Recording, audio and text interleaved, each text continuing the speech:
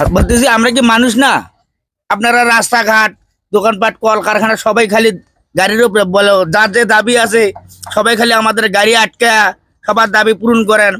আমরা স্টাফ যারা আছি তাহলে আমরা কি করব? আমরা এই যে ঘন্টার পর ঘন্টা এই যে আটকে রাখছে, খাওয়া নাই, দাওয়া নাই, ঘুম নাই।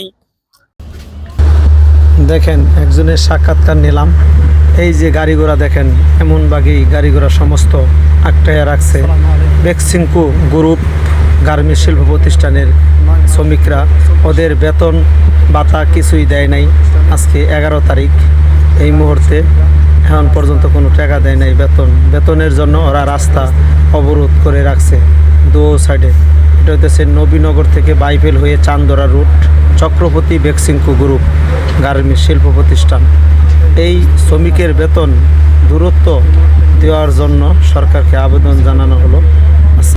আমাদের নতুন নতুন ভিডিও পেতে বেশি বেশি লাইক, শেয়ার, কমেন্ট দিয়ে আমাদের সঙ্গেই থাকেন।